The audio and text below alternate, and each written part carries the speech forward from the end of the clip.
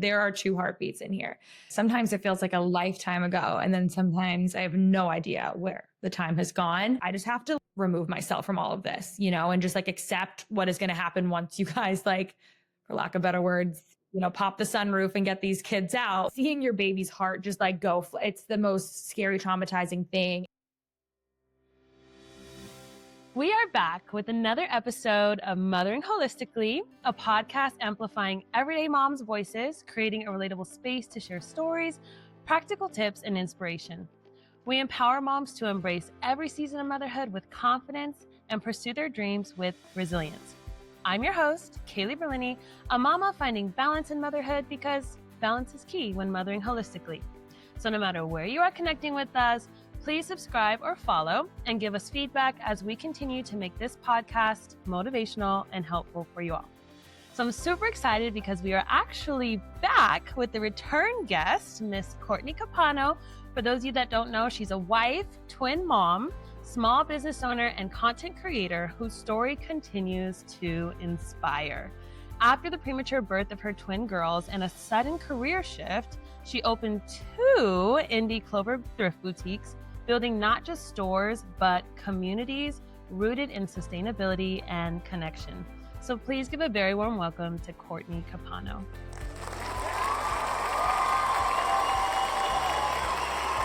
So hello, welcome back.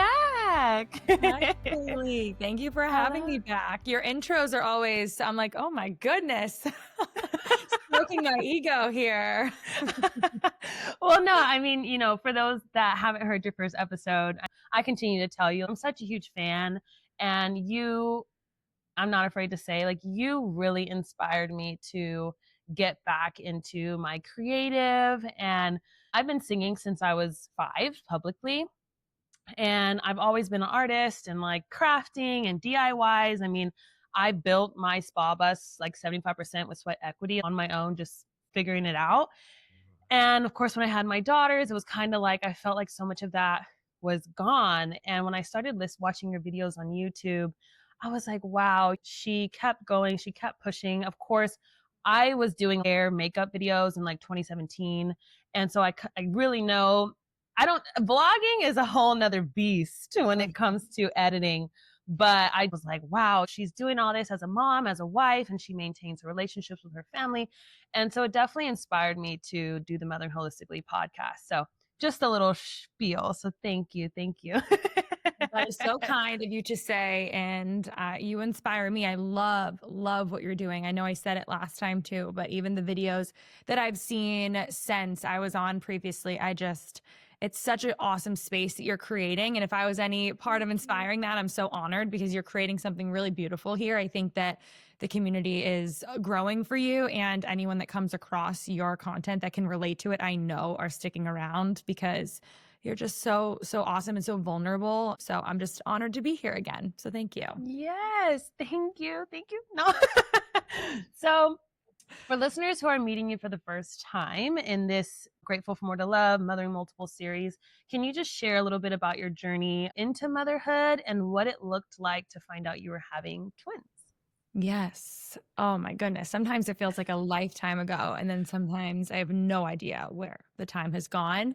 Mm-hmm. So I just was a typical mother, or I was just someone that wanted to be a mother. And I remember, obviously you get to the point where you're ready to grow your family and start trying. And I can tell you right now that twins were not on my radar in that thought, in the picture I was drawing for myself. I joke all the time, you make a plan, God laughs. And so you really do. And so, yeah, got pregnant. Funny story. I went to the doctor for I think you go at like 8 or 9 weeks just for your first checkup. And they said, yep, 1 heartbeat. Great. You're good to go. And something in me just knew I needed to I was like, that didn't feel right. I feel like I wanted to see the baby. They didn't even show me the baby on like any sort of Doppler or ultrasound. Wow. And so we went to like an ultrasound studio. And I don't know if you remember the video of me finding out that was like, we just happened to go to an ultrasound studio. And this woman was like, you just went to the doctors and they didn't tell you, but there are 2 heartbeats in here. So that was just so crazy because if I hadn't gone there, I wouldn't have known for another, 6 or 7 weeks or so until like 12 or 13 weeks. So if you're I tell everyone this. If there's twins in your family, or if just for any reason you think you may have twins, when you go to your first appointment, that doctor is only confirming one viable heartbeat. They don't often search for another one. So if you're thinking you might have twins, just ask them to search the belly a little bit more. But that's so funny. Well, it's funny that you say that because so there's twins on my dad's side and my mom's side. So growing up for me, it was always like, you better be careful. You're going to have twins. You better be careful. You're going to have twins. So I was the being opposite of me. Yeah. And when me and my husband decided to have kids, wanted to move forward, I was like, so there's a high possibility I can have twins. So when we went into the appointment, my husband was like, we're here for the twins. Funny. He was like, we're here for the twins. And the nurse was like, funny. Sure. Sure. We'll check. Hilarious. And then of course that transpired. But that's so funny seeing the opposite side, like you said, of just you went to the appointment, they didn't really check it, and something in you told you. How this is kind of completely off, but for me, we also kind of suspected it because so early on I was feeling symptoms. So how, like, did you not have like that really tired, quick symptoms of being pregnant? No, I don't think so, because what's funny too is, again, I shared my whole life on YouTube for so long, as you brought up. But when I even had my first pregnancy test, though, if you look at the lines, and I had just missed my period by like a day, so very early on, and so many people were like, wait, that's twins. That is way too dark to be. I don't know how yours was when you tested, but that was the only indicator that for me that maybe there was something a little bit different about my pregnancy. But like symptoms wise, who knows? I mean, if I'm able to have another child, I will definitely be comparing symptoms. But I felt really good. No symptoms until like week 7 or 8. When did your symptoms start? Right away. I tested positive for being pregnant before I even missed my period. Oh my God. Yeah. So I didn't even miss my period. Of course, we were like trying. So we were kind of like that type of thing. But it was, like I didn't miss my period, but I was like having aversions. I was getting sick. I was super tired. And like, it's funny because everybody was like, you're being so dramatic. And I was like, I mean, I'm not really a complainer.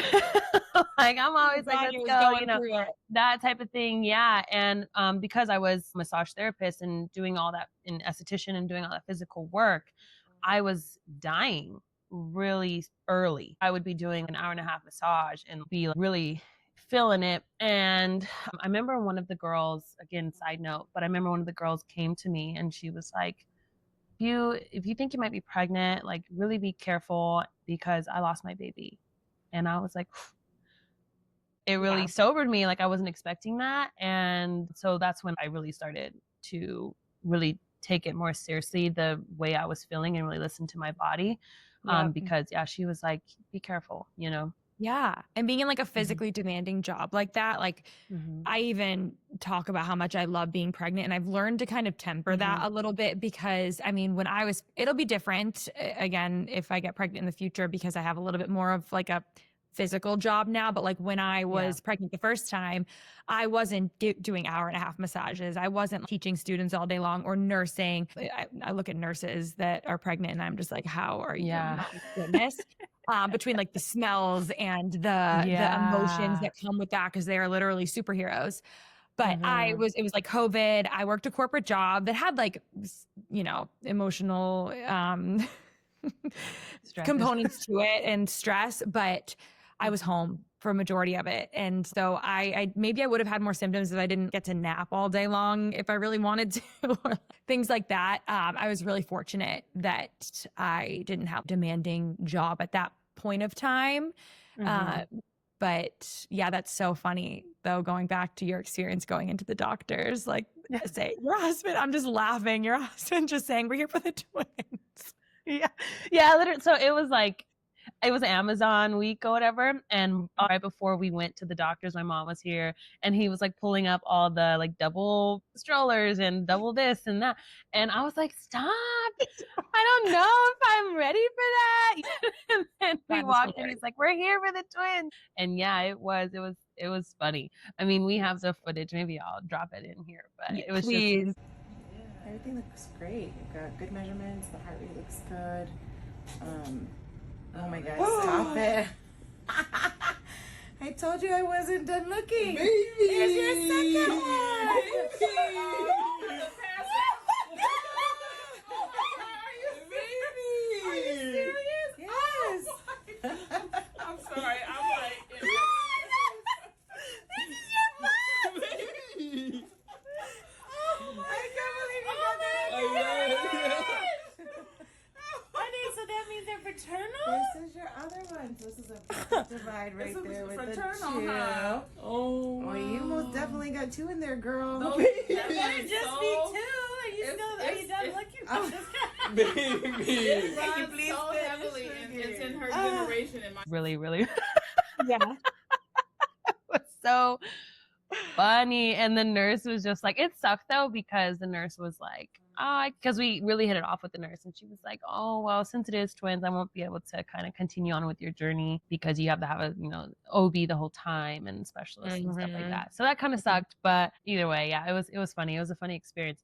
I always wondered, because when I watched your video, I was like, she found out like in like the studio type of situation. So I'm Yes. glad that you kind of Yeah, the elaborated on tech like dropped the F-bomb like in it. It almost looks like staged because it was so like and she has like a thick Boston accent in the video. It's like one of my highest viewed videos because it's so dramatic. And I'm like, Jonathan just happened to pull his phone out to record it.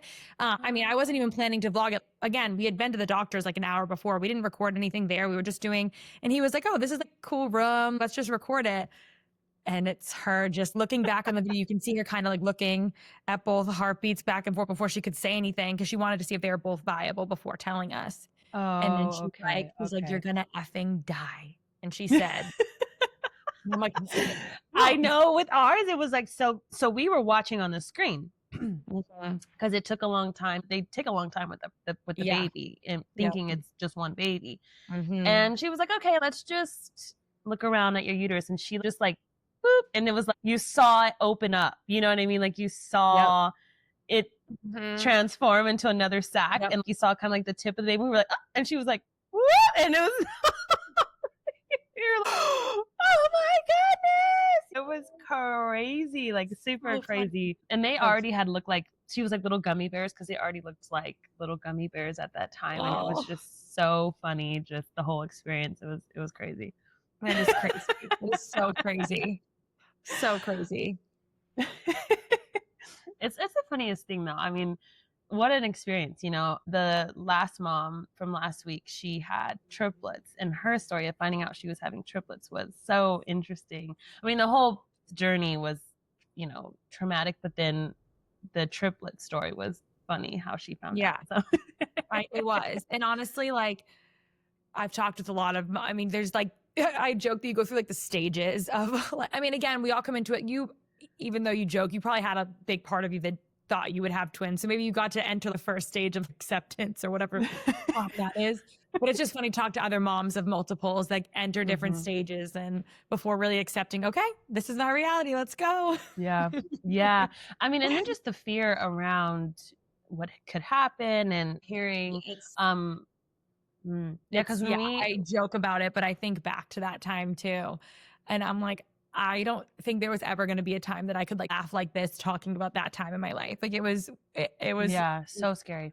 So scary. Yeah. Yeah. Yeah. And then you hear different stories. Luckily, some of the stories that I heard in person happened after I had my daughters, because I feel like if I was pregnant hearing those stories, that would have been even harder. But when my daughters got pneumonia and they were in the hospital, the nurse just happened to feel comfortable and tell us, she was like, no, I was supposed to be a twin mom. We even had a baby shower and everything. And I forget what happened to her son, but yeah, he didn't make it. And it was just, she had to birth him. He just didn't make it. Yeah, I was just like, whoo, stuff like that was really hard. I had to get off YouTube at some point because I felt like everyone I was running into just had these like traumatic stories. And I was like, ugh.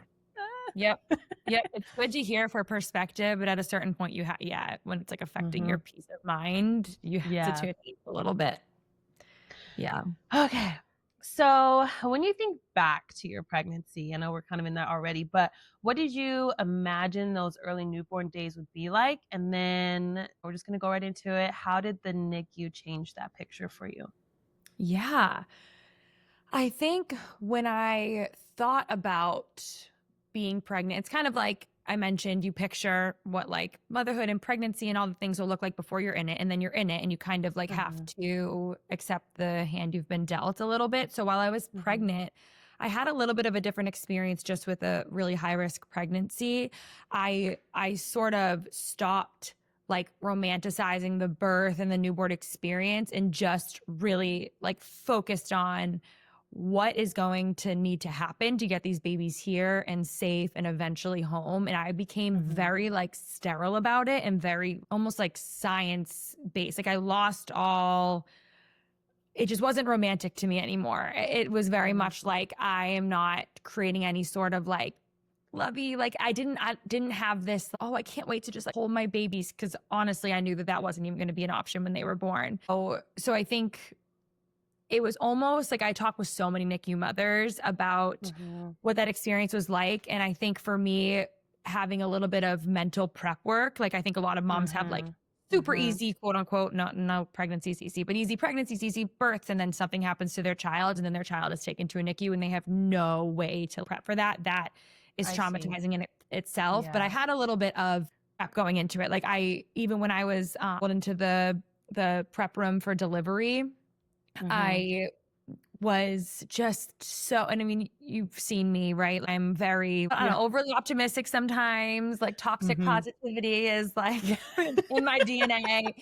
I think it's important to be positive through life, but it wasn't that I wasn't positive, but when it came to that day, I just woke up and was just like, okay, let's just get these, it was almost like militant, like, let's just get these babies here. And I just became almost like a robot. Like my delivery was, they take Jonathan away, your partner gets kind of taken away or you get taken away, remember, where you're brought into the room to get the spinal and all of that. And I just remember I joke about like floating myself out of my body, but that was like how it felt. It's like, I remember my nurse who I'd really built a close relationship with, I'm still close with her now, who delivered my children. She was like, are you okay? I was like, I just have to like remove myself from all of this, and just like accept what is going to happen once you guys, for lack of better words, pop the sunroof and get these kids out. What are we going to do? And so I knew the NICU was coming, right? So I knew that I wasn't going to get the chance to like put the babies on my chest, or I actually was told by my doctor, like you will not even have them come over to you. Like they are likely going to need immediate care in the NICU. And when they were born, they actually did bring them over to me. Like I have a few videos of the baby with me and Jonathan, like near my head. I couldn't hold them, whatever, because they needed to get them quickly. But Jonathan was like able to cut the umbilical cord, which they also said he was not going to be able to do. So little blessings, right? But I just knew the NICU was coming and I knew that they needed to get there immediately because they were born so little and so early.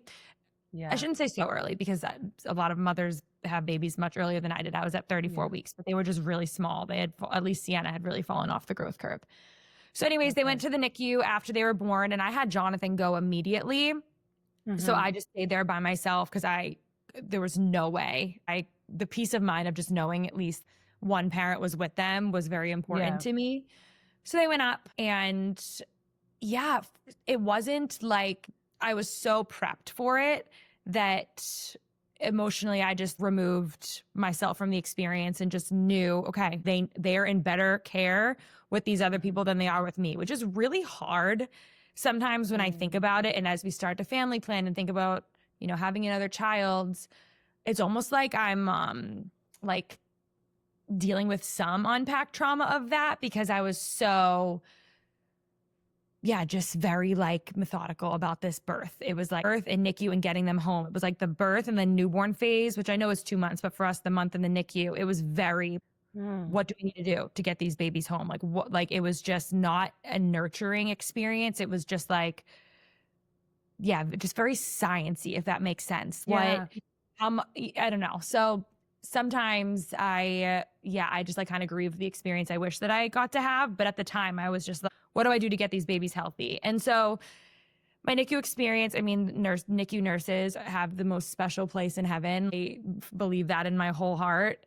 They were so incredible. we were in Boston, which has some of the best hospitals around. So I felt so safe and I knew my babies were safe. They were brought to the NICU immediately. I was able to see them. They bring you to like the recovery room. I don't think I saw them for another like 2 hours or something. I just remember begging my nurse. They have to do like a million checks for you.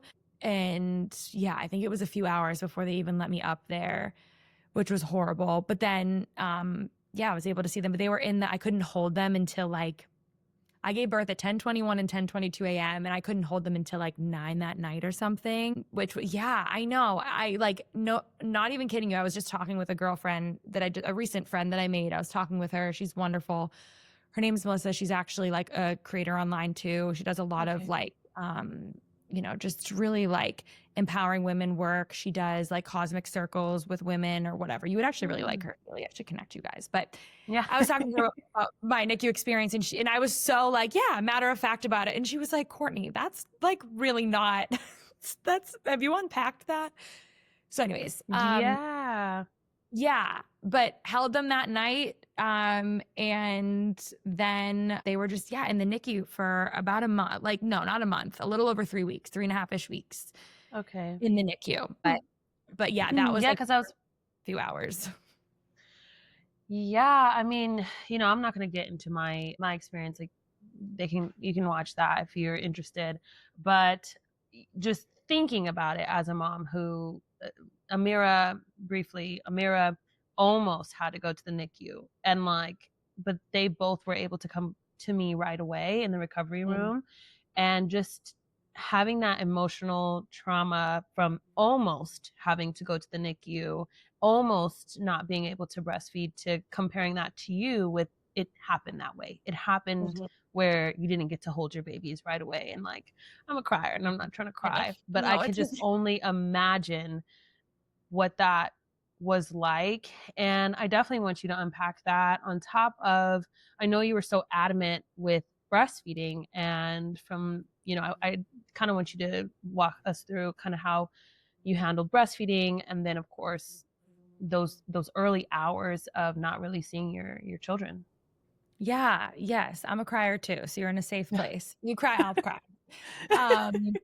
Yeah. So even with breastfeeding, I was very adamant and I was very, very worried. How many weeks, remind me, Kaylee, were you when you delivered? I was 36 and 1, I believe. Yeah. So still early, right? Like, I don't know. I was 34. So I was just a little bit before you. And I feel like I was so worried at 34 weeks that like my body was not going to produce, because it's like naturally you're supposed to go 40 weeks. And so I was in the recovery room, adamant about breastfeeding. And again, nurses were incredible. And as I was like still recovering, and they wouldn't let me go up and see the girls, but I started, like, she helped me start pumping.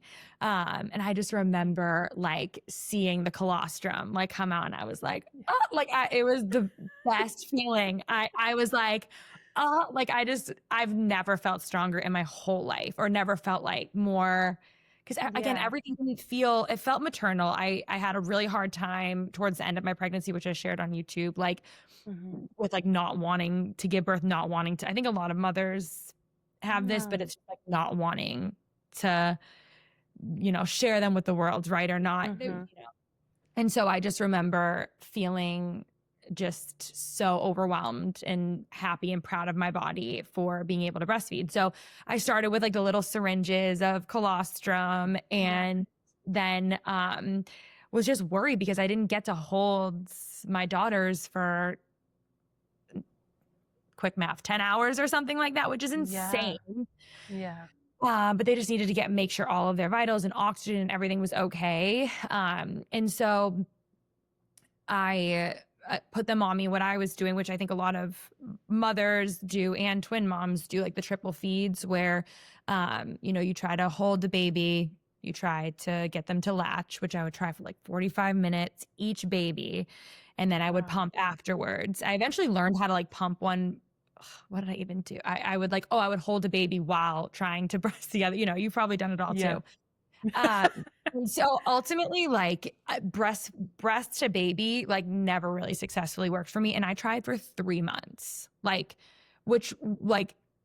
I could just I talk to a lot of moms that are in that phase too. And I'm like, just stop. Moving on to like being a pumping mother is still a breastfeeding mother. I think I just wanted it to work so bad, but they were just so little, and being in the NICU for 3.5 weeks, I never got to really try. And I had 2 babies that didn't naturally breastfeed. And I remember going to lactation consultants, and they would say like, okay, well, in order to do this, you need to have your partner help you and hold the baby and do this and get the, I'm like, okay, well, we have a third party in this situation, technically a fourth party, like this other baby that's here that needs to be taken care of. I don't have someone to like help me.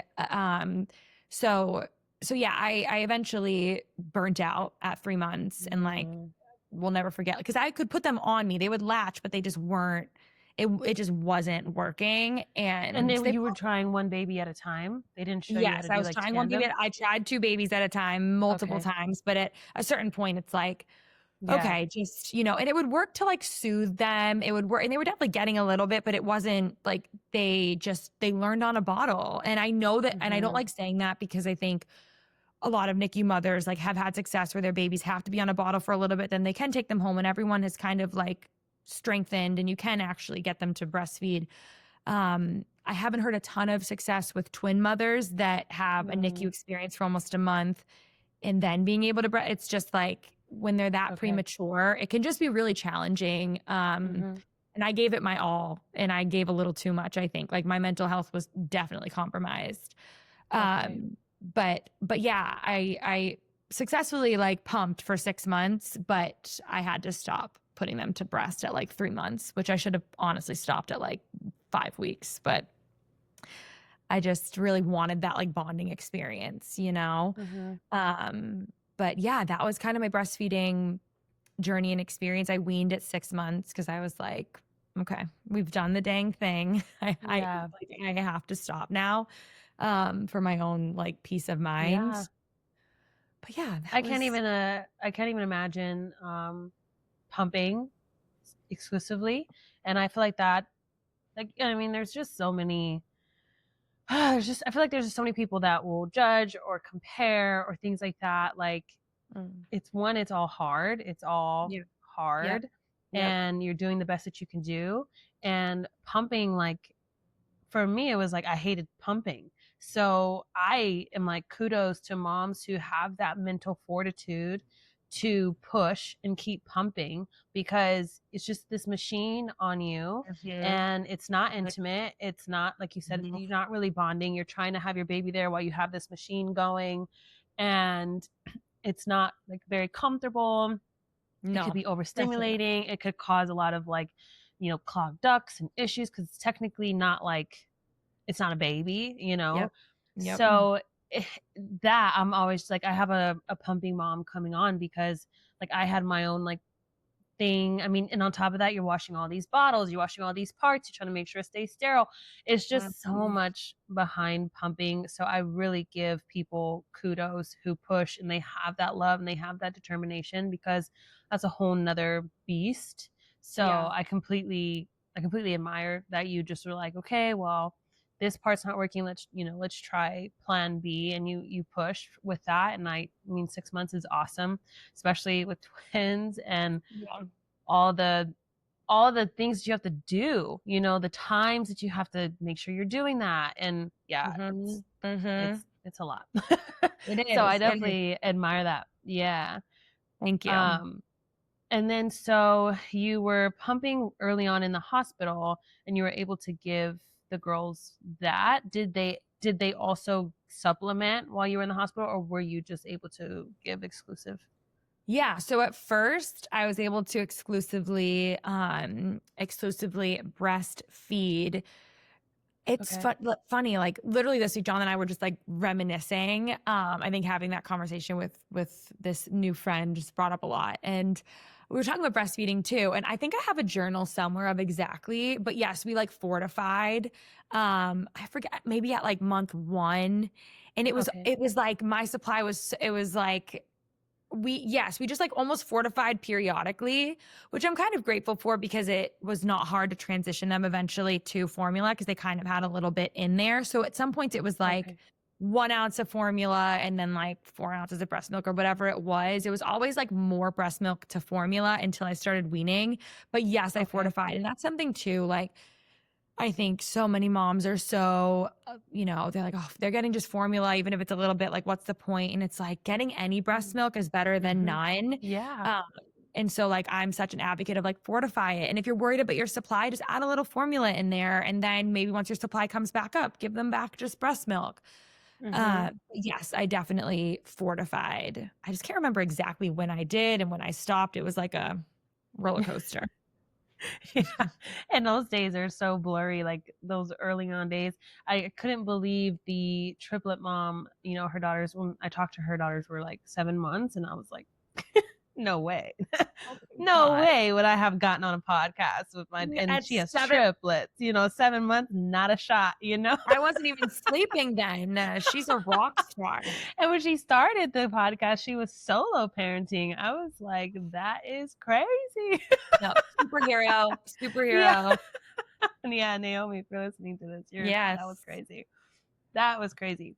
So you briefly kind of touched upon it a minute ago, Courtney, with how the NICU is monitors, numbers, medical language, that type of thing. So what are some of the invisible emotional or sensory layers that, most people don't see?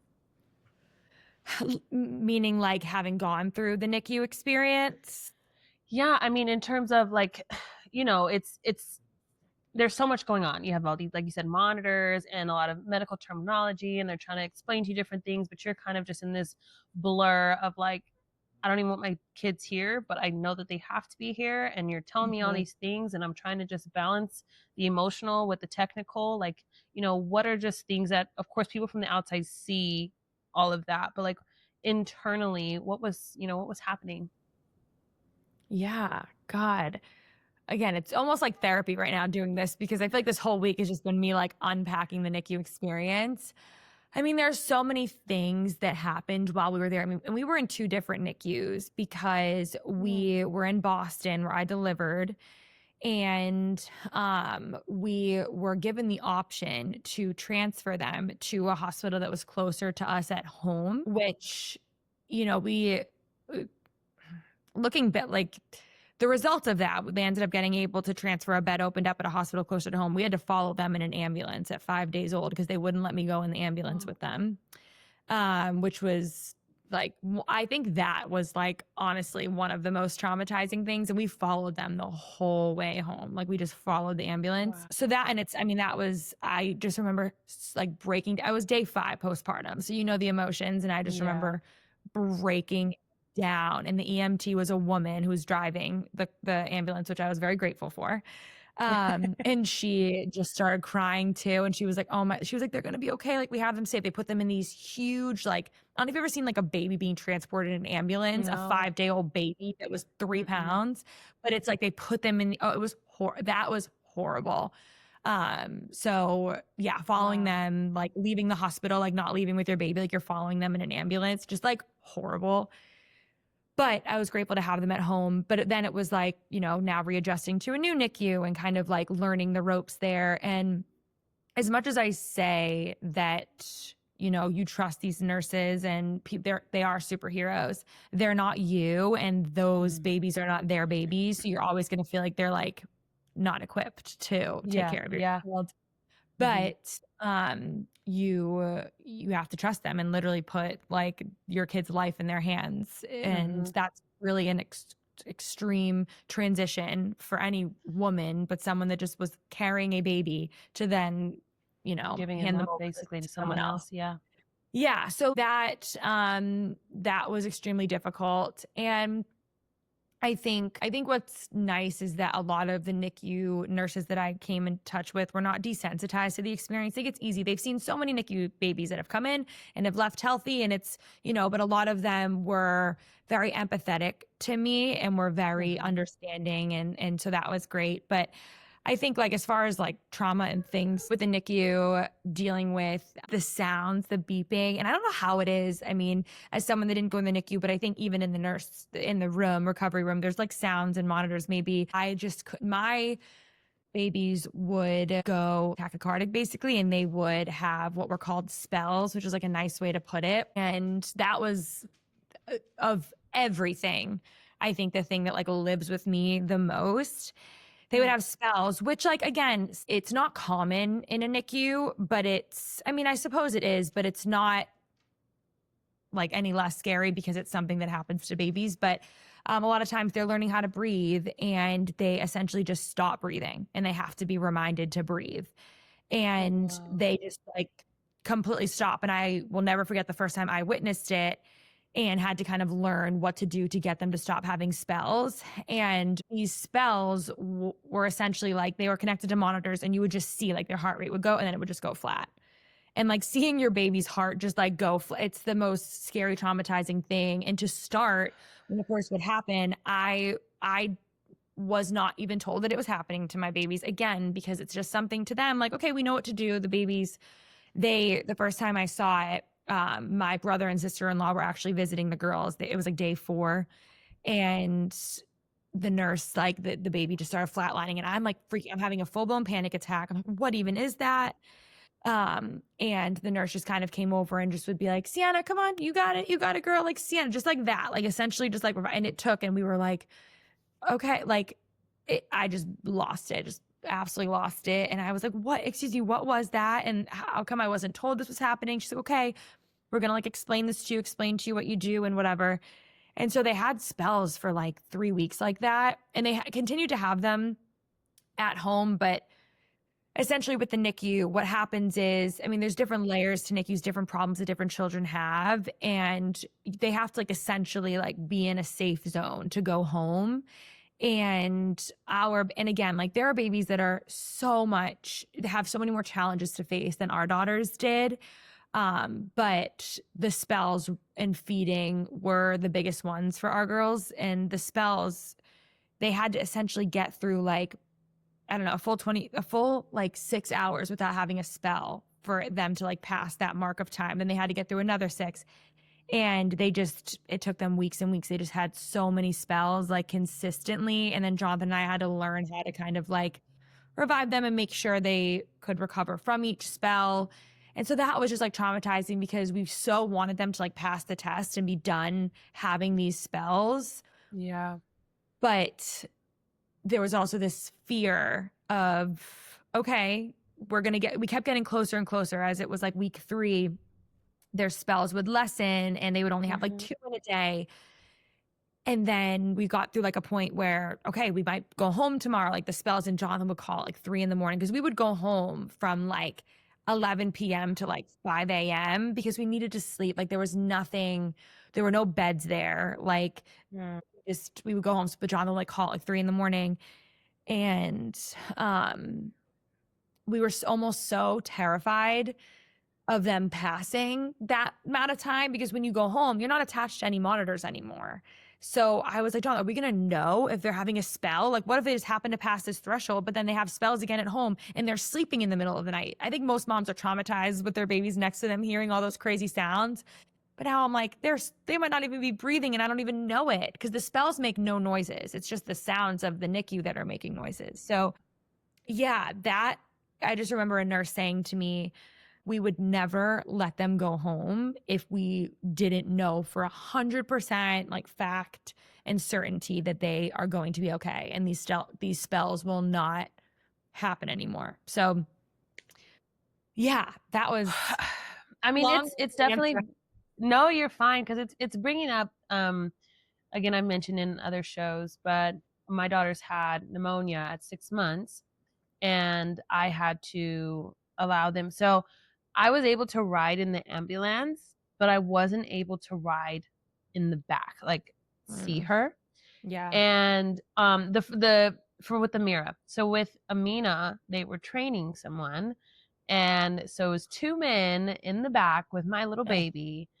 And not to like, shoot down on men, but it just, my little daughter. And just maternal. I was just like, I don't know these people, she doesn't know these people and she's sick. With Amina, I was able to ride in the back and just like make sure she was okay. Yeah. She wasn't as, it wasn't as severe with Amina like it was with Amira too. So maybe that. Why didn't they let you? Why didn't they let you? There was no room. Because they were training. Yeah. So it was 2 of them back there and there was no room. Like there was no seatbelt or whatever for me. And I was in the front, I could see them, that type of thing, and I could look Mhm. back and like see them, but it was still like traumatizing. So Yeah. I can only imagine, like you said, like with all the contraptions and all the things and seeing all of them hooked up, and they had the tube in their nose, and it was just Ugh. whoo, like Yeah. that was the You don't hardest ever hardest forget that. yeah, it was the hardest time. So Mhm. I can only imagine, especially it being early on. And then, like you said, the spells. For us, it was the oxygen. So Amina, like I said, it wasn't as severe. So she was in the hospital for 12 hours. She still had to be transferred, though, to like a more, since it was a long time, like neonatal care and like, not Yep. neonatal care, just specialists with babies. And then Mhm. Amira had to be in the hospital for 3 days. And it was just like, why, like, so they thought she was okay in the beginning, and they were like, oh, it's probably just like her sister, because of course they remembered us.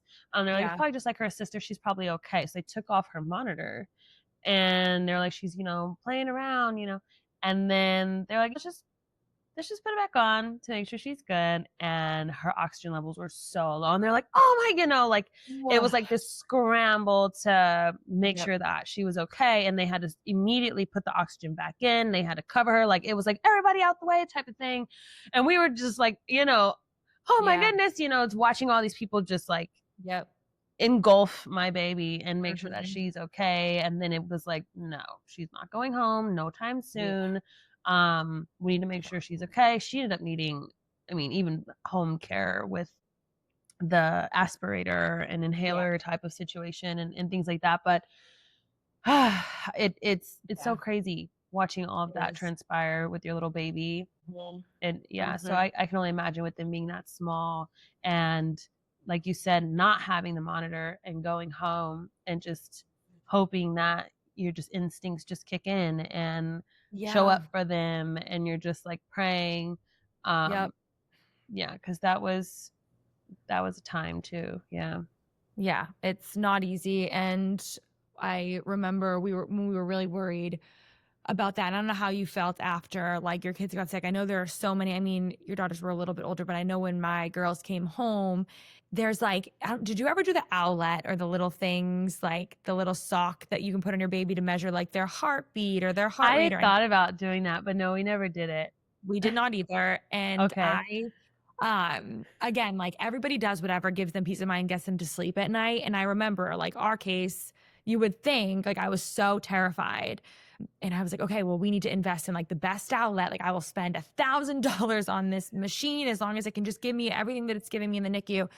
And again, I I remember another see. nurse and my husband was like, like, there's no better device than like you as the mother. You're going to know when your baby's not okay and when they are. And like that is going to keep you up at night way more. You're going to be on it, measuring, making sure everything is fine. So we didn't get it. And it was the best thing I ever did was to not get it because it allowed me to really be in tune with my kids for the first few weeks. And eventually I eased off and I was like, okay, they're okay. They're okay. So whenever I talk with moms that are so terrified and they want to get all these devices, I'm like the biggest advocate for not getting it. If you're on the fence, if you are so sure that you want to do it, then do it. Yeah. I'm never going to tell you not to do something, but I always try to put it out there. Yeah. I think it is a little bit more stress inducing to get those big machines that give you too much information. Yeah, it's so funny that you said that because literally recently, actually, I'm already getting over like a 2 week long cold. It's crazy, but anyway, Ugh. when it started with Amina, and usually when they wake up in the middle of the night, I kind of just let them like cry it back, especially at this Mhm. age. But she woke up, and I immediately was like, something's wrong, and it was weird because usually, like I said, no no second thought, they're crying it, they're going Yep. back to sleep. Yep. But this time I like jumped right up and was like, I don't know, I'm gonna go check on her. Mhm. And as soon as I touched her, because I'm just, ever since pneumonia, it's always, I go to lay them back down and I do the brush over the head. Yep. Oh, Are you yeah. hot? What's going on? And as soon as I brushed over her, I snatched her right up, started stripping her down. Oh, hot, let me go grab the Tylenol. Because she's had mild, like, febrile seizure almost one time. And, like, we've had to, like, call the ambulance. And, I mean, having them, the pneumonia experience was so traumatic. It was I so can traumatic imagine. because of how it happened. Because it was like, oh, they have a cold. And then it Yep. progressed and it was like, oh, and then all of a sudden she woke up in the night, she couldn't breathe. Like it was just like crazy. You know what I Yeah. mean? And Yep. so now I'm always like, okay, what do we got to do? Do all the things, Anyway, yeah, I know what you mean You just by knew. You having, knew. yeah, it's like you're gonna know. Like you said, Yeah. you can tune into your instincts, rely on that. Like you said, if you're sure about getting the technology, of course, but like if you're on the fence, you will know. And you don't know how you know, but you'll know. 100%. You'll know. Yeah. 100%. Yes. So when you finally, brought the twins home, what surprised you most about the transition from the NICU to normal life? Like what was the biggest surprise? Well, I think when you're in a NICU, one of the great things that everyone tells you, like the biggest blessing of a NICU is, you have a little bit of help too, which sometimes that annoys me when people say it because I'm like, I would rather not have this help if that was an option, but sure. Yeah. But they get them on like such a schedule, right? It's like they are 3 hours, do. Okay. And so I was like, okay, they're on every 3 hour schedule and we'll keep them on that.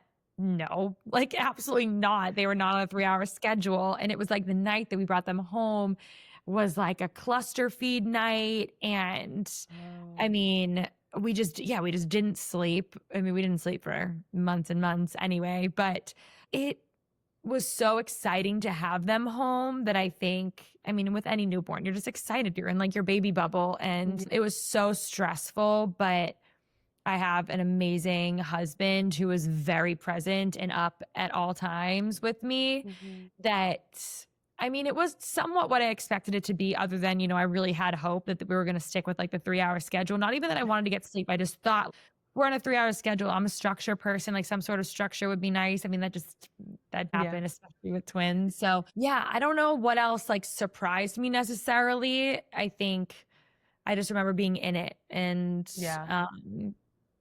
being terrified, but so excited that they were just home, Yeah. Yeah. Yeah.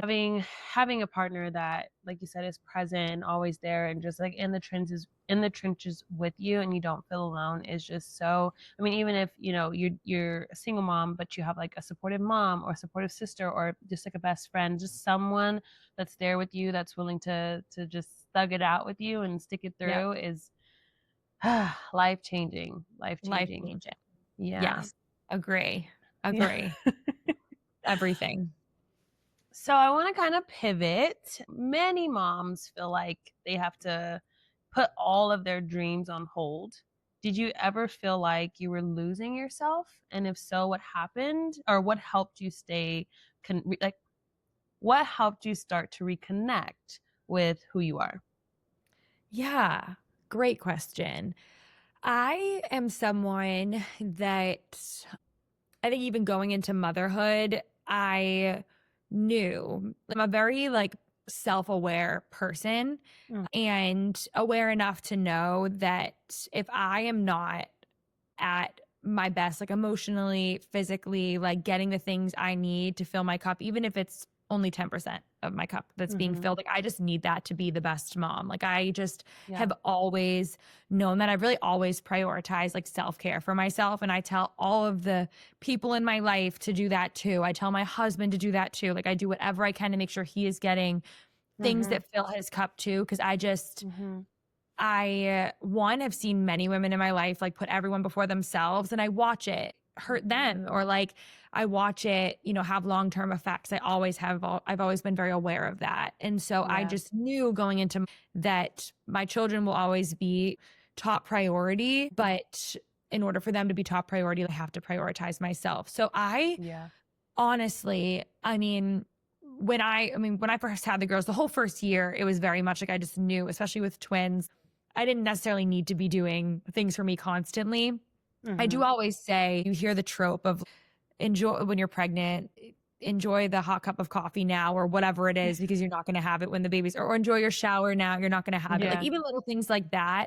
I never missed a shower in the morning. I never missed a cup of hot coffee. And again, I'm very blessed to have a partner that was able to make that happen for me, but I needed to make sure I had the little things early on. And I tell many gals in life, who you pick your partner for partner in life is very important. Young women, young men, whoever your partner is going to be, pick a good one, because And that does important. not to stop you, but I feel like people are getting that confused with superficial. Yeah. And that is not what we mean No, by be no, picky. That's not no, what we mean by be picky. Because no. you can tell early on if Yep. someone is the type of person to put their needs to the side when it Yeah. truly matters and Yep. prioritize you or the family when it truly matters. Mhm. And yes, of course, we want someone that is attractive to us, but Yeah. they don't need to be a 10 Yep. to everyone in order to be a 10 to us. And 100%. I didn't want to like copy there, but it's just I would cut people off so easy. And I was told I sometimes am jealous of you who has like a high school sweetheart and you've been able to build for many years. But I know that's very rare and things like that. But for me, it was like I was so quick to like cut people off and like, you watch too many movies and you have these expectations that are just unrealistic. And it was just like, okay, whatever you say, like fine. And I'm just so glad I was that way because my husband is just everything I need him to be. I mean, to me, he's a 10, but course. it's like, but it's just, I'm so grateful that I did not settle in regard to someone who's selfish. And you just know, especially now that I have twins and I've had this experience, I do, you do sometimes think back on people who've told you that and you're just like, there's no way I could be Mhm. here and be doing life with anyone else but my husband. And yeah, I just wanted to stop you there because I feel like I've been seeing videos of people being like, I need them to have a good style and like they need to have great hair or they need to, Yep. I'm like, that's No, not we can no, we can go to the barbershop. that's right. That's right. And no, I'm very happy that you cut me off, which you didn't. But I'm so happy you did because one, it's great. Every time I talk to you, I feel like you say multiple like kind things about your husband. You note things that he's done for you to support you, and I think that's so important. And even as I was answering that question, honestly, I saying like I had my hot cup of coffee every morning. I was able to take my hot shower. It's like I feel this like tinge of guilt every time I say it. Like I know there's someone that's going to watch that is going to say, yeah, well, like, you're lucky or well, it's this idea that we shouldn't have those things because like not everyone does or not everyone has a partner that can offer them that. And it's like, okay, well then you did not pick the right partner or you didn't. It's not selfish to prioritize yourself. And it's definitely not selfish to talk about the fact that you are choosing to do life with someone that helps you to be the best version of yourself and allows you to have things that bring you joy throughout the day so that you can be the best mom you can be. And I mean, with us raising daughters, that is something that is so important to me. Whether you are picking a man to share your life with, a woman to share your life with, I don't care. I just want you to share your life with someone that when you eventually have children, if you choose to, they are going to be the best partner to you. I genuinely think it is one of the most important things to consider when you're picking a life partner. And again, if you don't want to have children, just someone that is going to help you fill your cup in life because partnership is so important. And when you're raising kids alongside someone, you want to one, really like them and two, really feel that they care about your mental health. And so when you talk about like losing your sense of self in motherhood, yes, I think everyone does. I think like when you're in like the first 6 months, I mean, your body is completely out of whack with hormones. You are literally a completely different version of yourself. Your reality is not reality. Like you have no sense of reality. Like you are not sleeping. I mean, I was just with my sister-in-law and brother-in-law. They're in, their baby just turned 1 month, my little nephew, my first nephew. And we were at family dinner at my mother-in-law's and they're both just, I mean, you don't get much sleep right now. It's just, you just don't. And just remember my father-in-law yelled something across her, just like kind of talking to my mother-in-law or something. And she just jolted out of her body and like went into like this like fight or flight mode almost. And I felt so bad. And I just wanted to hug her and just be like, you're going to be out of this phase of life because it's just not normal. And you don't have the capacity to prioritize yourself in those months other than having a hot cup of coffee and showering. So, I prioritized that for a while. Eventually went back to work. I worked a corporate job at the time. And I did like having that bit of semblance in that time for me to like use the different part of my brain. I just remember really liking it, having a little structure back.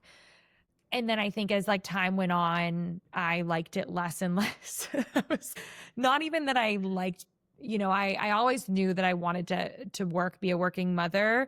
And again, that's me. So many mothers want to be stay-at-home moms, and there's a strength in that I just don't have. And that's okay. I think there's strengths in whatever you choose, but I knew that I wanted to work. And so I just always made sure that happened. And I know we talked already about what happened to me and getting laid off. And I think that was a losing sense of self moment, more so than becoming a mom, because this thing happened to me that I did not choose. Being a mother, though, losing your job, which I think a lot of people this day and age, unfortunately, are faced with, is the most terrifying experience. And that strips you down completely, because you're completely now in control of what happens next, while also being completely out of control. So yeah, I think I didn't lose my complete sense of self at any time, because I made sure I didn't, and I did everything I could to keep myself in a good mental space for my family, but it didn't come without its challenges, I guess. Yeah, I love that you say that. And then I guess there's so different facets of what you just said, because like you said, it's temporary.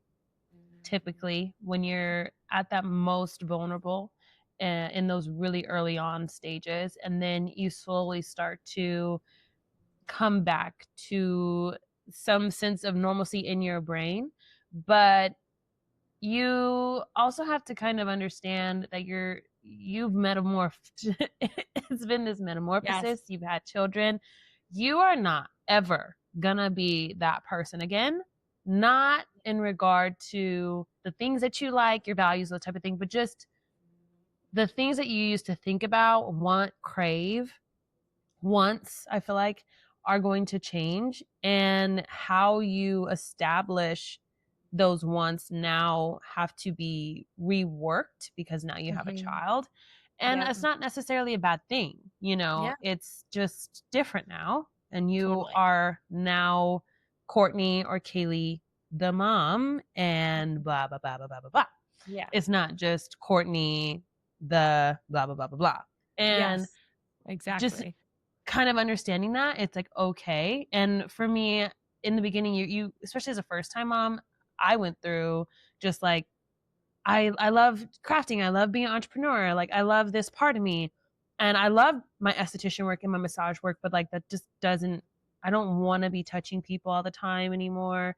I don't really want to be doing that anymore. So how do I now rework my love of entrepreneurialism, building something? How do I rework that now as a mom? And then of course, we see what's happening there with the podcast, but I feel like you just have to kind of understand the core of you and how you can now be that person with this new life that you're embarking on. So yeah, I love that you said that. And you can do it. Like, I'm such an advocate now, having taken some leaps of faith and betting on myself and seeing it be fruitful. I have always thought that women can do anything, and men can do anything they put their minds to, but women, especially mothers, just have this like innate strength and this drive to be successful and find things that they want to do. And I think, again, with like having daughters, I have this mindset all the time of just being very, very aware that my daughters are going to see me do whatever it is that I do in my life. And like, we are all driven by different things. Like, I think my mother is one of the most hardest working people I've ever met, honestly. And she worked in a career at one place for her whole life, and she put everything into it. And now I'm fortunate enough that she works for me and with me at my stores. But I've always watched her and her work ethic, and she's always been very proud of the work that she does. And I think that's so important. And I think that at least has driven me. I want to be proud of my work, so my daughters see me be proud, so that when they get older, they grow up to be proud of whatever they choose to do. And so like you, with what you're doing, I love that you're so aware, like, okay, I don't want to be, physically like my hands up. I have 2 babies that my hands are on all day long, and my husband, if he's lucky. But I think like, I don't want to be touching people, but I still want to like connections and empower people. And you're doing that. And that is always going to be the right decision. So yeah, I think we're capable of so many things. Yeah. And just a little touch, because I definitely want to toot your horn with Indie Clover. First, it wasn't So you always showed that you like thrifting, and that was another draw for me to you because I have been thrifting since, I mean, it started off with hand-me-downs in the Yep. family. Everyone was Yep. like, "Do you want this?" And I'm like, "Yeah, I don't care. You Yep. take it. Like, I'll rework. It's Yep. mine now." No. Yes. So I had never been shame of hand-me-downs. And then that transpired into me like reworking clothes and sewing and doing different things with clothes to make it my own because I never wanted to look like everybody else. And I felt like going to thrift stores was like, no one's going to have this because when was this even made, you know? Yes. It's not Yes. in the store next to 3 different, you know, ones like it. It's, you know, so Yep. that was my draw to thrifting. So then when I saw you thrifting, I thought that was super cool. And then when you did get laid off, of course, I'm sure behind the camera there was conversations and emotion, things like that. But from what you showed and how you were so resilient and you were just like, okay, I'm going to offer these thrift bundles, and the way that you put it together and how you walked people through how you were going to make sure that you were able to curate something that was specific to them with the Pinterest and then the jot form. I just was like, babe, this is genius. I was like, she didn't let that get her down. She just was like, all right, pivot. I got these kids. I got these bills. I got this mortgage. I got these things that I like. And I'm gonna make it happen. And that blew up for you. And then, you teased us with, I have a surprise. And I was like, she's starting a thrift store. I know she is. And then when you announced it, I was like, oh, no. I was just like, this is so cool. Like, I was just so impressed by the bounce back of, okay, well, when life gives you lemons, you make lemonade, and my lemonade is sweet and it's delicious, and I'm selling it, and it was just awesome. I just thought that was so cool. And then of course you announced the second store, and I was like, she is killing it. This girl is killing it. I'm just such a fan. So I definitely wanted to toot your horn because that's just been so amazing. And then to hear how you've had people visit your stores and just to be the person that you show on camera, and then of course meeting you through here, it's just so nice to see good people succeed and to thrive. And that's just been so awesome to watch, just your character, and just it's just been amazing. I think that this is just so deserved and so awesome that you've been able to just thrive and prosper. Thank you. You made my whole day. It's it really means a lot. You're a very special person. I know you're so genuine when you say all these things, and it's been so cool that we've just stayed connected. I mean, you've literally seen it, the whole evolution of where I am now, which has been quite the ride. So it's nice to just hear and look back on some of the challenges and things that I faced and somehow made it all work. Somehow. When you think about passion today, what lights you up as Courtney the person and not just Courtney the mom?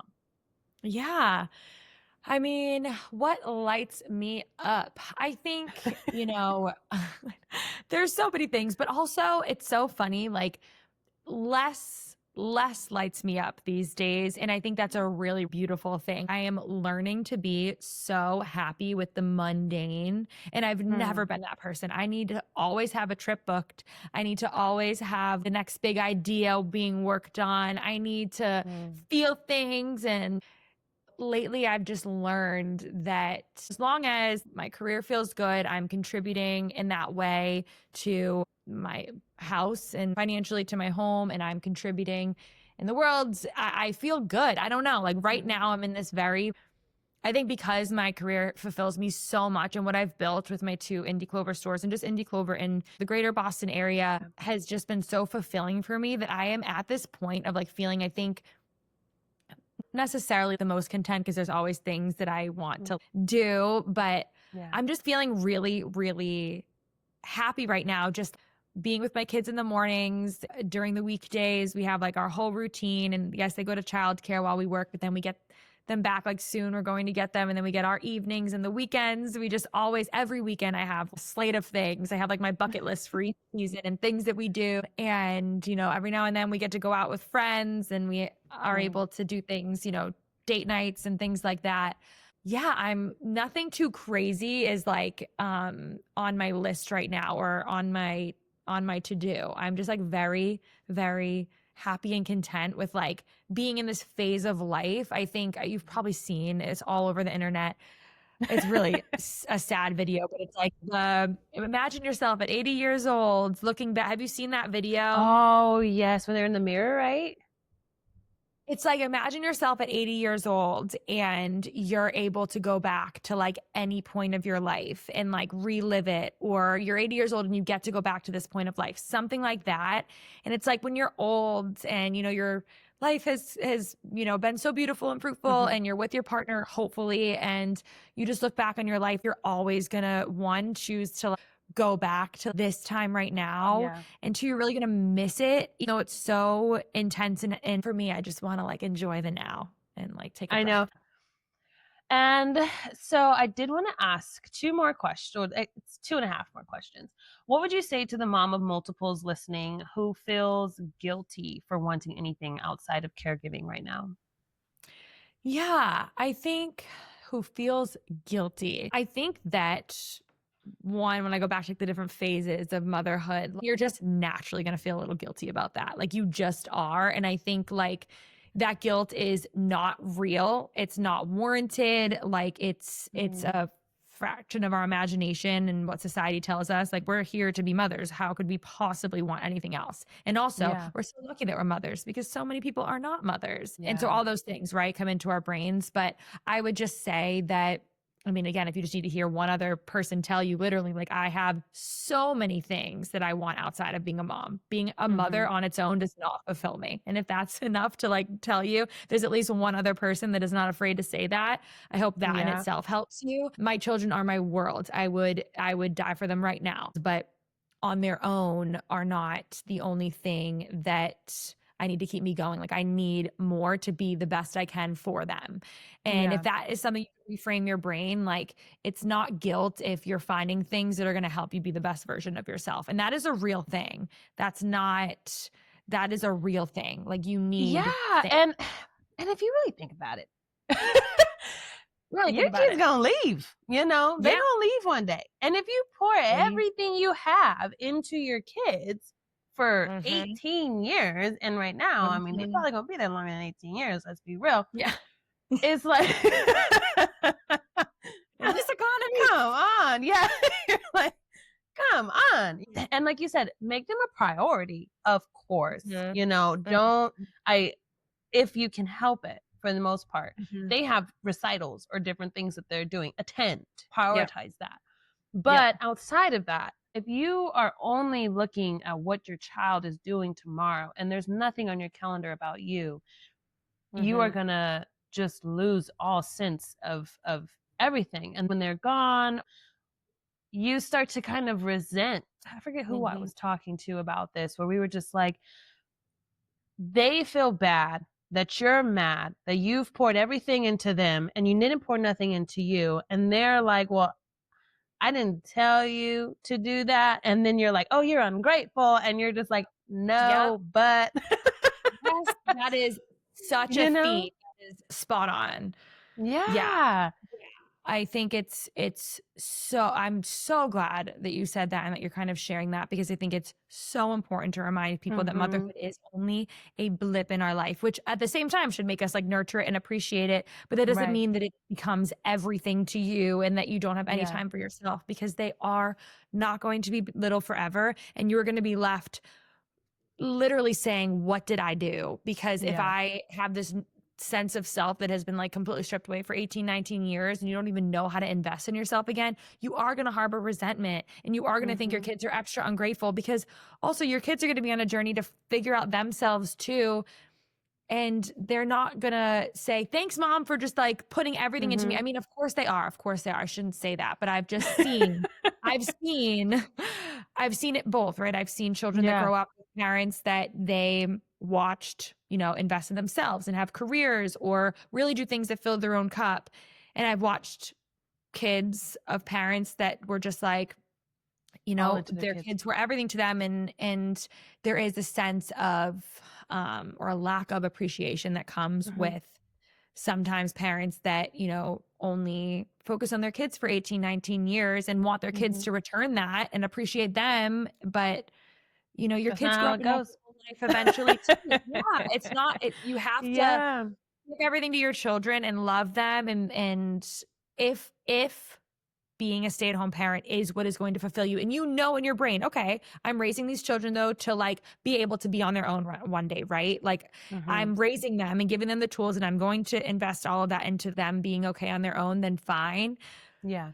But if you're just pouring everything into it because you've just like dreamt of being a mother your whole life, and you just really need to like only do this for 18 years, and you want that to be everything, I don't know. I think you have to just really think about 20 years from now. I mean, what if- and I've dreamt about being a mom my whole life. And I thought that I hate to say the word just, I thought that being a stay-at-home mom, solely that was going to be enough for me. And you can't, like I said, you can't erase who you were before. You're just more meta, you've just evolved.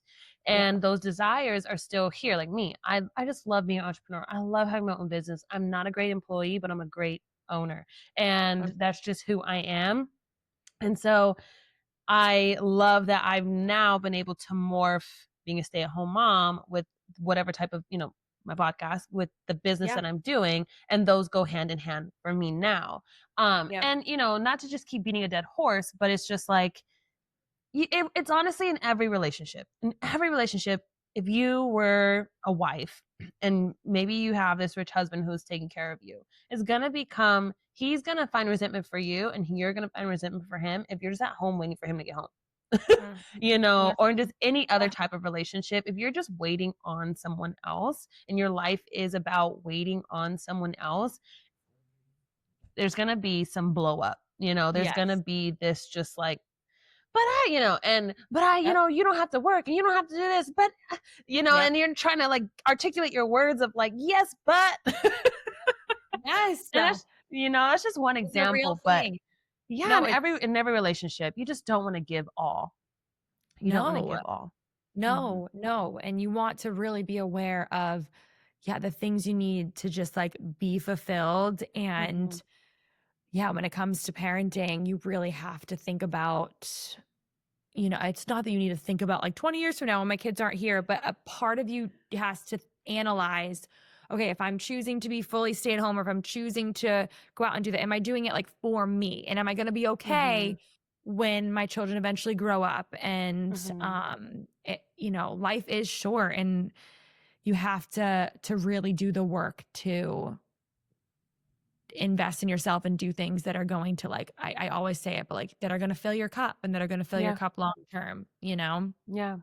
And if you're wondering, for those listening, if you're wondering, how do you know if whatever your life is currently, if it's enough for you, you'll know because you're asking, or you're saying, I want more. Exactly. If you don't ask yourself these questions of, oh, I wish I was doing something else, or if you're not feeling any resentment, then you're content and you're happy. And that might be for the next 5 months, that might be the next 5 years, and then you might hit a point where you're like, this isn't enough anymore, and that's okay. If right now your life is enough for you, perfect. If tomorrow it changes, that is okay too. It's life is ever changing, and this is, I think what we're both trying to say is just like, if you do get to that point and you want more, it's okay to want more. Yes. 100%. Yeah. Agree. So last two things, if your daughters could listen to this one day, what would you want them to understand about you now? Oh, my goodness. What would I want them to understand about me now? I think, God, there's like so many things. I think about this all the time. I think about like, I watch them watch me. Even this morning, they've started doing this thing where, they're 3.5, and they're just feeling all of the emotions and feelings. And they're so in tune with me, that if one of them is tantruming, I have my tools and the things that I do to really empathize with them, while also disciplining and letting them know these behaviors are not okay. But they can feel me sometimes get frustrated, or they can feel me just disciplining them. And they'll say, are you happy? Are you happy right now? Like, they say it all the time to me. And sometimes they'll say, no, I'm a little bit frustrated. We can work through this frustration together, and things like that. And I'm saying that because your kids, even at 3.5, and daughters, if you're listening to this, you are so aware of me and my emotions. And I it makes me even more grateful that I have prioritized myself to be at this place that whenever I'm around them, there's so much stress that comes with the path that I've chosen, and owning your own business, let alone two, can really come with stresses, right? But I'm able to manage it because I love it. I'm passionate about it. And I'm able to be so present with my daughters that I hope they know all of the things that I've done, all the time I've taken away from them has been so that I can be my best self around them. And I hope they know that you can have it all. You can have the career and the sacrifice that come with that and still be the most present mom you can be, and to have children that are still so aware and in tune with your emotions and that still need you and only you when they're upset. And I think if they're becoming mothers soon, the line when they're watching this and they're wanting to learn anything from me, it's just don't feel that guilt, because you're going to be the best version of yourself when you pursue your and prioritize your mental health to be able to be the best version of yourself with your children. And I hope they learn that from me and watching the way that I've chosen to be a mother. I'm sure they will. All you can do is the best that you can do, and that's all you can do. That's all you can And do. I'm sure they think mommy's a superhero. I mean, Wonder I hope Woman. so. You kind of look like her. No, I'm just kidding. Yeah. So lastly, finish the sentence. Mothering holistically means. Goodness. Mothering holistically means honoring the mother that you are. And I think that comes with, if you're a good mom, you're going to question the mother that you are from time to time. If you're a good mom, you're going to feel guilt sometimes. Going back to talking to that mother, hypothetically, that you mentioned earlier, that is feeling guilty. That just means that you're a good mom, and it means that you want to just make the right choices. And I think when you mother holistically, you honor, I think that we all innately are different. And that means that we're all different moms, and we are all in need or in search of just finding out exactly who we are and honoring that to become the best mom. Because being a mother is one of the most natural states of a human being. But it only feels natural when I think you're honoring exactly who you're supposed to be in this role. And that's something that I try to remind myself all the time when I'm able to level with my child when they're having a tantrum, but I have other stresses and external factors. I'm able to do that because I'm just honoring who I really am as a mom. I'm not trying to perfectly gentle parent and every time. So I feel like I'm using air quotes a lot in this podcast. But I would just say that it's important to not, it's good to be resourceful and read all the books and be as informed as possible. But as you do all of that, always be in tune with what feels right for you, and don't try to follow everything society tells you have to do in this role as a mom, and just be yourself in the role,